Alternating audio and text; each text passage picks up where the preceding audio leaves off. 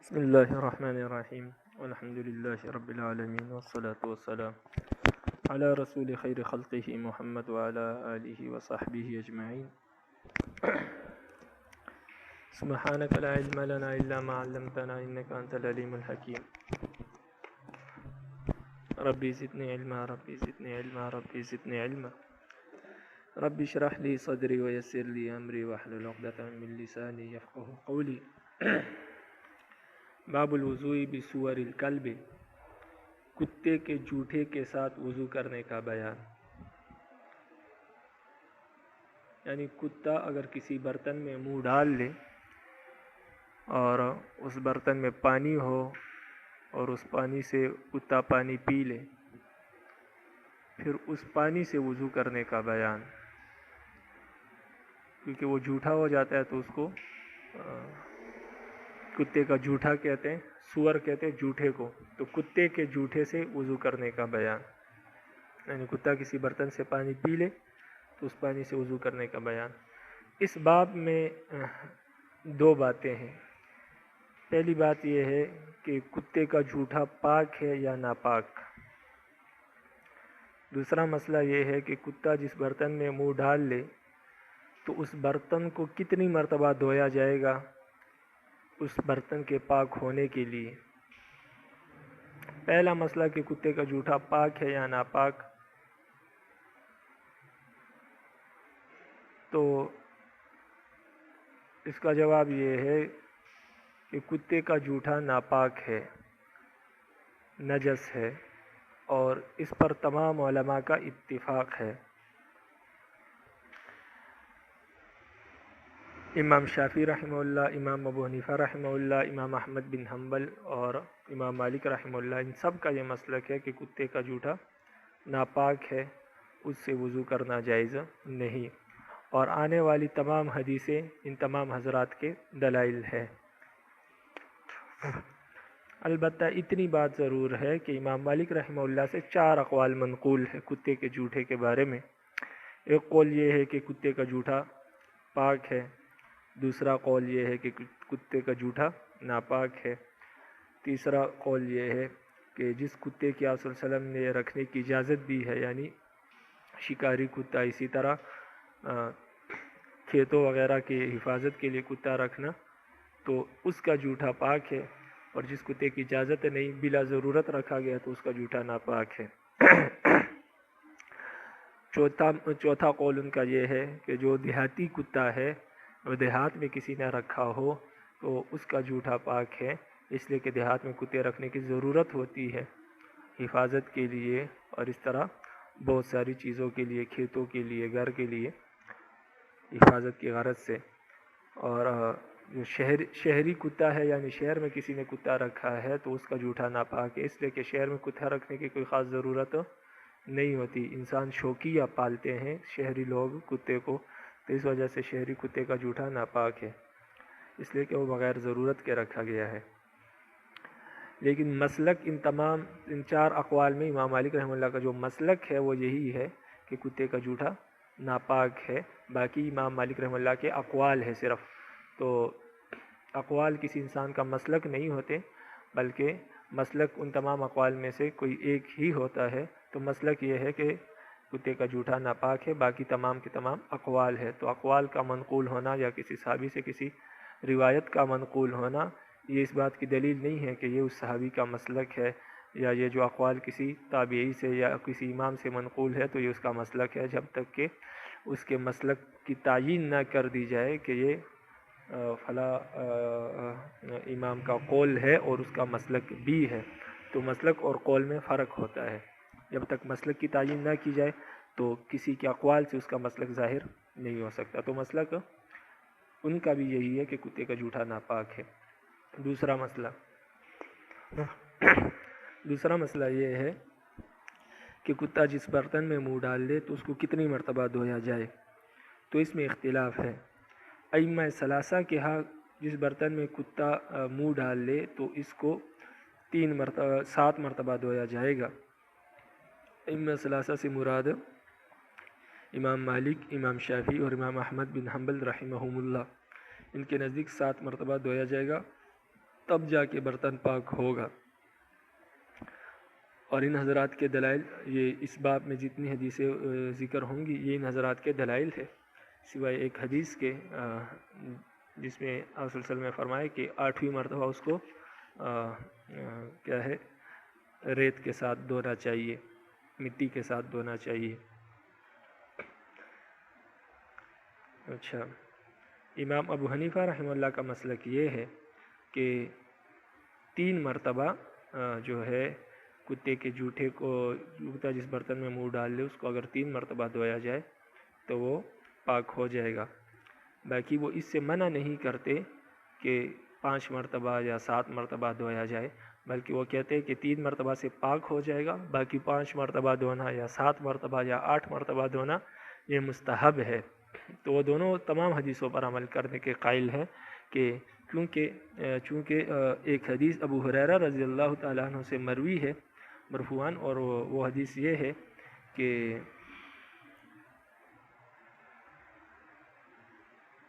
یلغو فی الاناء، جب کتا برتن میں منہ ڈال لے تو یغسل ثلاثا او خمسا او سبعا، کہ جب کتا کسی برتن میں منہ ڈال لے تو اس کو 3 مرتبہ دھویا جائے گا، یا 5 مرتبہ یا 7 مرتبہ۔ اسی طرح ایک دوسری حدیث ہے اذا کان ولغ الکلب فی الاناء احراقہ ثم غسل 3 مرات، جب کتا کسی برتن میں منہ ڈال لے تو اس کے پانی کو پھینک دیا جائے اور پھر اس کو 3 مرتبہ دھویا جائے۔ تو ان حدیثوں سے معلوم ہوتا ہے کہ 3 مرتبہ دھونے سے پاک ہو جاتا ہے۔ اور پہلی والی جو حدیث ہم نے بیان کی کہ او خمسا او 7 مرات، اس پہ آپ صلی اللہ علیہ وسلم خود فرما رہے ہیں کہ 3 مرتبہ دھویا جائے، یعنی 3 سے کم تو کسی حال میں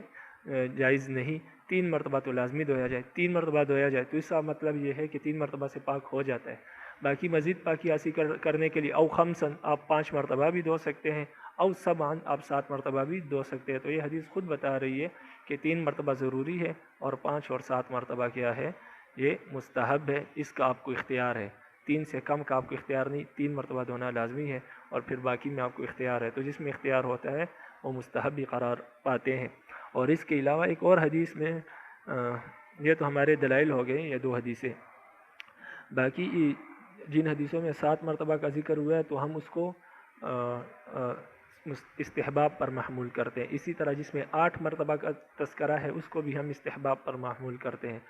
اگر امام شافعی رحمہ اللہ اور باقی حضرات کی طرح ہم بھی 7 والی حدیث پر عمل کریں تو پھر ان 2 حدیثوں پر عمل کرنا ممکن نہیں رہے گا، اس لیے احناف تمام حدیثوں کو ملا کر اور تمام حدیثوں پر عمل کرنے کے قائل ہے، اس لیے وہ 3 والی حدیث کو لازمی قرار دیتے ہیں اور باقی 5 یا 7 اور 8 والی حدیث کو کیا کرتے ہیں، مستحب قرار دیتے ہیں۔ اور اس کی وجہ بھی یہی ہے کہ وہ فرماتے ہیں اگر 7 مرتبہ، یہ باقی حضرات کے دلائل کا جواب ہے، اگر 7 مرتبہ واجب اور ضروری ہوتا تو پھر آپ صلی اللہ علیہ وسلم نے جو 3 مرتبہ یا 8 مرتبہ یا 5 مرتبہ فرمایا تو اس کا ہم کیا کریں گے؟ تو یہ تعداد مختلف بتانا یہ خود اس بات کی دلیل ہے کہ کوئی مقررہ تعداد اس کی نہیں ہے پاک ہونے کے لیے، مقررہ تعداد کم سے کم 3 مرتبہ ہے، باقی جو باقی تعداد بتائی ہے یہ استحباب کے درجے میں، اس لیے آپ صلی اللہ علیہ وسلم نے بعض مرتبہ 8 مرتبہ بھی فرمایا۔ اور دوسرا سوال ان حضرات سے یہ ہے، اگر آپ کہتے ہیں کہ 7 مرتبہ دھونا ضروری ہے، ان احادیث سے آپ استدلال کرتے ہیں، تو آپ صلی اللہ علیہ وسلم نے یہ بھی فرمایا کہ 7ویں مرتبہ مٹی سے دھویا جائے، بعض حدیث میں آتا ہے کہ 8ویں مرتبہ مٹی سے دھویا جائے، تو پھر آپ آدھی حدیث پر عمل کرتے، آدھی حدیث پر عمل نہیں کرتے، بلکہ آپ صرف 7 مرتبہ دھونے کو لازمی قرار دیتے ہیں، واجب قرار دیتے ہیں، تو آپ مٹی کے استعمال کو کیوں واجب قرار نہیں دے رہے؟ تو پھر تو آپ کو چاہیے کہ آپ کہیں کہ 7ویں مرتبہ مٹی سے دھونا واجب ہے، تب پاک ہوگا، وگرنہ برتن پاک نہیں ہوگا۔ تو یہ ہمارے اور مخالفین کے دلائل ہیں، اور ان کے دلائل کے ہم نے جوابات بھی دے دیے، اور ہمارے مسلک پر اگر عمل کیا جائے تو دونوں حدیثوں میں تطبیق اور توفیق کی صورت پیش آ سکتی ہے، اور لیکن اگر مخالفین کے ان کے مسلک پر عمل کیا جائے تو بہت ساری حدیثیں عمل سے رہ جاتی ہے، تو ان کو منسوخ قرار دینا پڑے گا، اور بلا وجہ کسی حدیث کو جب تک عمل ممکن ہو تمام حدیثوں پر، تو بلا وجہ کسی حدیث کو منسوخ قرار دینا درست بات نہیں ہے اور جائز بھی نہیں ہے۔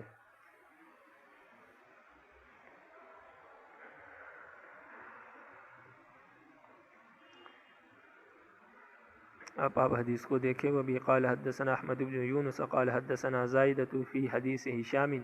عن محمد عن ابی ہریرہ عن النبی صلی اللہ علیہ وسلم. ابو ہریرہ رضی اللہ تعالیٰ عنہ سے روایت ہے، وہ نبی کریم صلی اللہ علیہ وسلم سے روایت کرتے ہیں. طہور اناء احدکم اذا ولغ فیہ الکلب، تمہارے برتن کا صاف ہونا جب کہ اس میں کتا منہ ڈال لے. پاک ہونا یہ ہے، تمہارے برتن کا پاک ہونا جب کہ اس میں کتا منہ ڈال لے یہ ہے کہ ان یغسل 7 مرات، کہ اس کو 7 مرتبہ دھویا جائے. اولہن بالتراب، پہلی مرتبہ اس کو مٹی سے دھویا جائے. قال ابو داود فرماتے ہیں وکذالک قال ایوب وحبیب بن شہید عن محمد، فرماتے ہیں کہ اس حدیث کو باقی حضرات نے بھی روایت کیا ہے، یعنی ایوب نے اور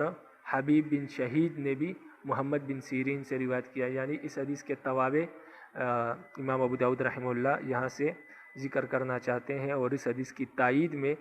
2 توابع اس کے پیش کیے کہ ابو ایوب نے بھی یہ روایت محمد بن سیرین سے نقل کی ہے، اور حبیب بن شہید نے بھی یہ روایت محمد بن سیرین سے نقل کی ہے. اور یہ جو مذکورہ سند ہم نے پڑھی اس میں حضرت ہشام جو ہے وہ محمد بن سیرین سے روایت کر رہے ہیں.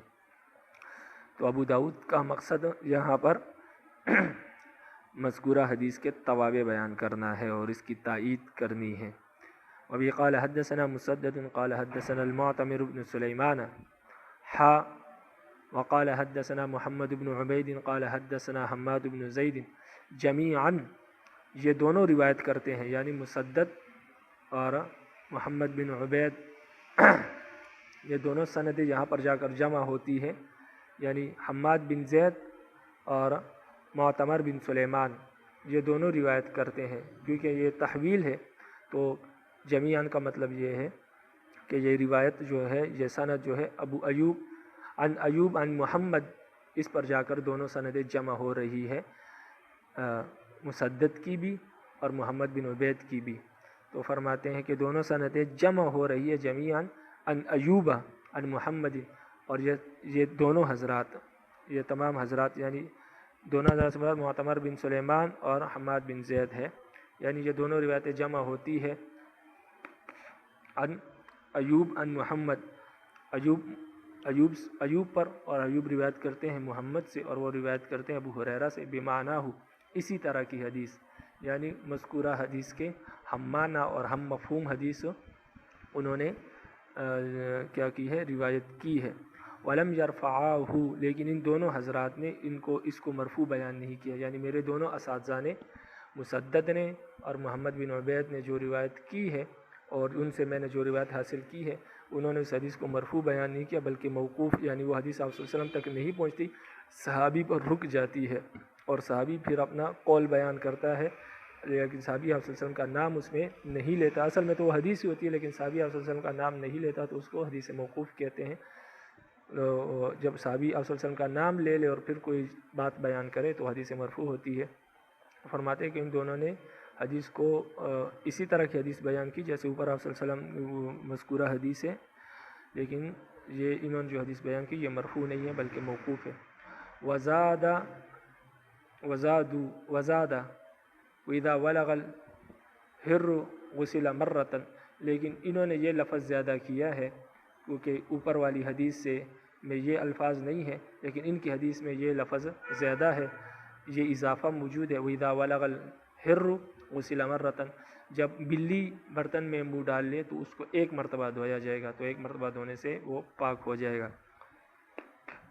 لیکن اصل میں یہ 1 مرتبہ دھونا بھی پاکی کے لیے نہیں ہے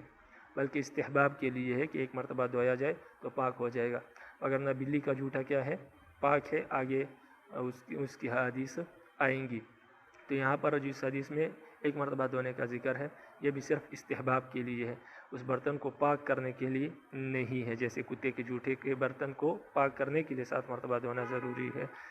اور احناف کے نزدیک 3 مرتبہ. وبه قال حدثنا موسى بن اسماعیل قال حدثنا ابان العطار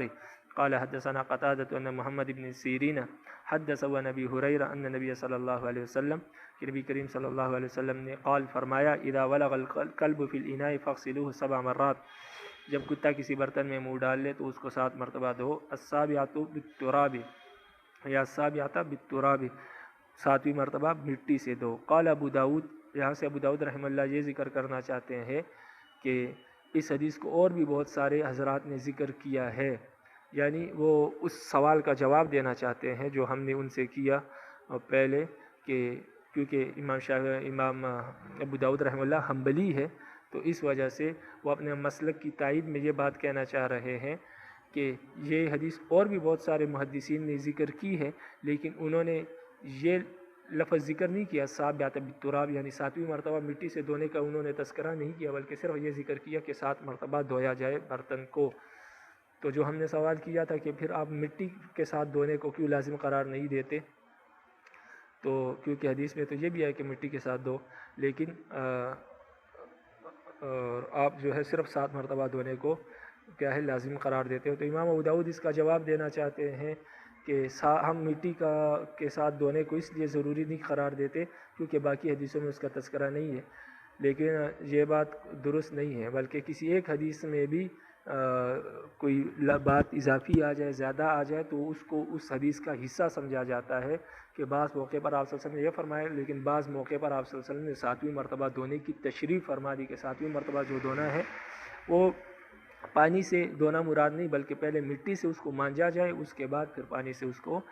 دھویا جائے، تو اس طرح دھونا مراد ہے۔ تو باقی حدیثوں میں اجمال تھا اور تراب والی حدیث میں تشریح موجود ہے، تو حدیثوں میں کوئی منافات نہیں۔ اگر باقی جگہ باقی محدثین نے تراب کا ذکر نہیں کیا تو یہ اس کے لیے کوئی مضر اور کوئی نقصان دہ بات نہیں ہے، اور نہ اس سے کمی آتی ہے حدیث میں، بلکہ اگر ایک حدیث بھی اس کی تشریح بیان کر دے، اس میں تراب کا تذکرہ آ جائے، تو تراب کے ساتھ دھونا بھی پھر لازمی ہو جائے گا۔ لیکن چونکہ ہم بتانا یہ چاہ رہے ہیں کہ ان حدیثوں میں جن چیزوں کا ذکر ہے وہ لازمی نہیں ہے، جیسے 7 مرتبہ کا ذکر ہے اور تراب کا ذکر ہے، یہ لازم نہیں ہے۔ اگر آپ اس کو لازم سمجھتے ہو تو پھر تراب کو بھی لازم سمجھو، مٹی کے استعمال کو بھی لازم سمجھو۔ تو اگر ہمارے مسلک پر عمل کیا جائے اور اس کو لازم نہ سمجھا جائے تو پھر چاہے تراب کا ذکر ہو یا نہ ہو تو کوئی مذائقے کی بات نہیں، اس لیے کہ ہمارے نزدیک ان حدیث میں جو ذکر جو حکم ہے وہ استحباب کے لیے، تو ہم کہتے ہیں کہ مٹی کے استعمال استحباب کے لیے، باقی کم سے کم 3 مرتبہ دھونا کیا ہے ضروری ہے، باقی تمام احکامات 5 مرتبہ 7 مرتبہ یہ استحباب کے لیے۔ اسی طرح مٹی کا جو ذکر ہے وہ بھی استحباب کے لیے ہے، تو ابو داؤد رحمہ اللہ یہاں پر یہی کہنا چاہتے ہیں کہ مٹی کا جو ذکر ہے وہ استحباب کے لیے، تو ہم کہتے ہیں کہ اگر ہمارے مسلک پر عمل ہو جاتا تو یہ کہنے کی ضرورت ہی اور نوبت ہی نہ آتی۔ باقی یہ ہے کہ اگر اس حدیث میں باقی ائمہ نے اگر یہ حدیث ذکر کی اور اس میں تراب کا ذکر نہیں ہے، تو اس کے علاوہ اور بہت ساری حدیثیں ہیں جن میں تراب کا ذکر ہے، جیسے آگے ایک اور حدیث امام ابو داؤد رحمہ اللہ خود ذکر کر رہے ہیں، وہاں پر تراب کا ذکر آئے گا۔ تو فرماتے ہیں کہ قال ابو داؤد، امام ابو داؤد رحمہ اللہ فرماتے ہیں اما ابو صالح و ابو رزین والاعرج و ثابت الاحنف و حمام بن منبہ و ابو سدی عبد الرحمن رأوہ عن ابی ہریرہ، ان تمام حضرات نے جن کا ابھی انہوں نے نام لیا، انہوں نے ابو ہریرہ یہ حدیث ابو ہریرہ صلی اللہ عنہ سے روایت کی ہے، ولم یذکروا التراب، اور ان تمام حضرات نے تراب کا ذکر نہیں کیا، یعنی السابعۃ بالتراب، اس کا ذکر ان حضرات نے نہیں کیا، مٹی کے ساتھ دھونے کا ذکر نہیں کیا۔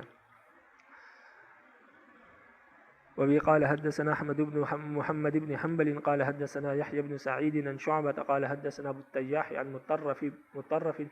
عن ابن مغفل، یہ علی بن مغفل جو ہے یہ صحابی ہے، صحابی رسول ہے، ان کا نام عبداللہ ہے۔ عن ابن مغفل رضی اللہ تعالی عنہ ان رسول اللہ صلی اللہ علیہ وسلم، ابن مغفل سے روایت ہے، وہ نبی کریم صلی اللہ علیہ وسلم سے روایت کرتے ہیں کہ امر بقتل الکلاب، آپ صلی اللہ علیہ وسلم نے کتوں کو مارنے کا حکم دیا، ثم قال، پھر فرمایا ما لہم ولہا، یعنی اس کے بعد پہلے مارنے کا حکم دیا تھا، پھر بعد میں آپ صلی اللہ علیہ وسلم نے فرمایا ما لہم ولہا، لوگوں کے لیے جائز نہیں ہے کہ وہ کتے کو مارے، یعنی بعد میں منع فرما دیا۔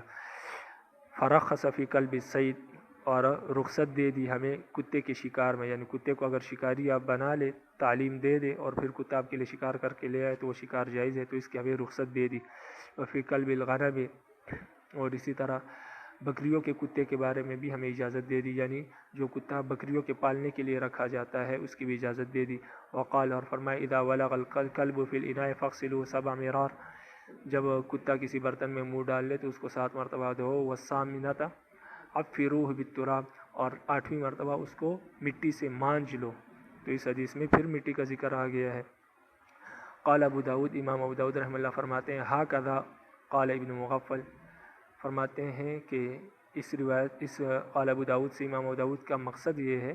کہ ابن مغفل، یہ روایت ابن مغفل کی ہے، لیکن یہ صرف امام ابن مغفل کی روایت نہیں بلکہ ابن مغفل کا مسلک بھی یہی ہے کہ 5-7 مرتبہ دھونا ضروری ہے اور 8ویں مرتبہ مٹی کے ساتھ دھونا ضروری ہے۔ یہ صرف ان کی روایت نہیں بلکہ ان کا مسلک بھی ہے۔ اس لیے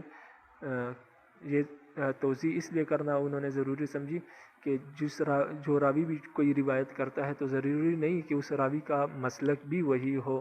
بلکہ بعض اوقات روایت کوئی اور کرتا ہے اور مسلک اس کا کوئی اور ہوتا ہے۔ تو یہاں پر فرمایا کہ ہاکذا قال ابن مغفل، ابن مغفل اسی طرح کہتے ہیں، یعنی ان کا مسلک بھی یہی ہے۔ باب سور الحرہ، بلی کے جوٹے کے بیان میں، بلی کے جوٹے کے حکم کے بیان میں ہے یہ باب۔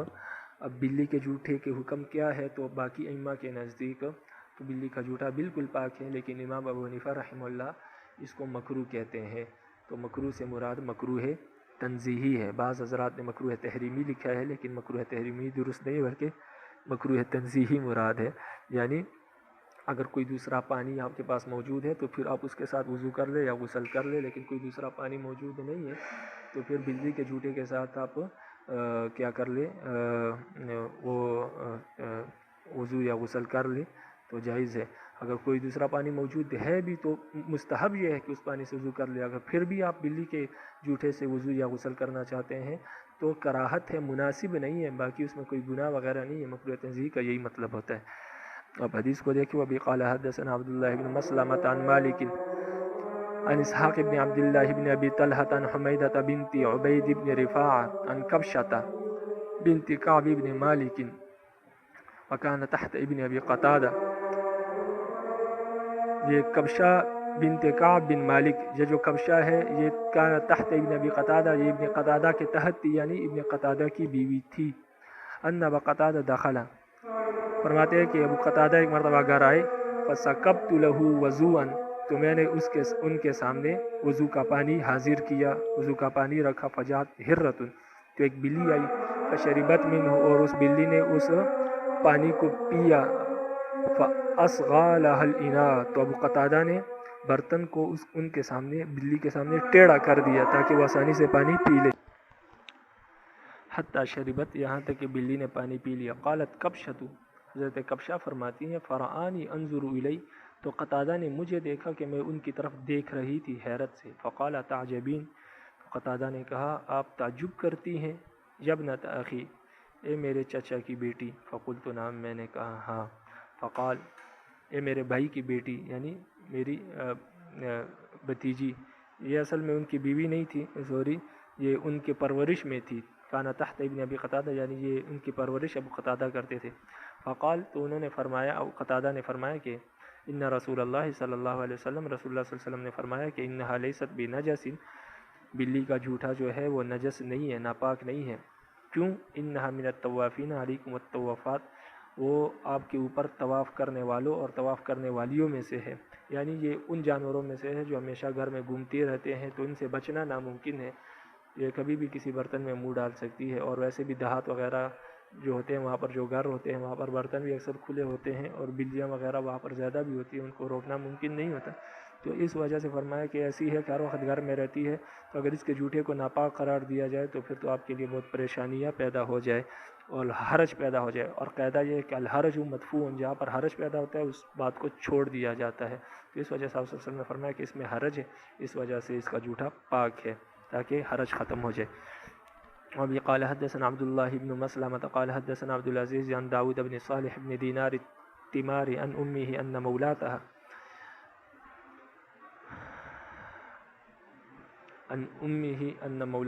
دینار بن تیمار اپنے والدہ سے روایت کرتے ہیں کہ ان کی مالکہ نے، یعنی ان کی مالکہ نے، یہ کسی کے ہاں نوکری کرتی تھی تو ان کی جو مالکہ تھی، ارسلت تھا بحریسہ الی عائشہ، انہوں نے اس کو ہریسہ دے کر حضرت عائشہ رضی اللہ عنہا کے پاس بھیجا۔ ہریسہ کہتے ہیں کہ جب گوشت کے شوربے میں وہ روٹی کو بھگو دیا جائے، اس کا سرید بنا دیا جائے، پھر اوپر سے اس میں پنیر ڈالا جائے اور اوپر سے گوشت کو چھوٹا چھوٹا کر کے اس کے ٹکڑے روٹی کے اوپر ڈال دیا جائے، تو اس کو ہریسہ کہتے ہیں۔ تو ہریسہ ان کو دے کر حضرت عائشہ رضی اللہ عنہ کے پاس بھیجا۔ فرماتی ہے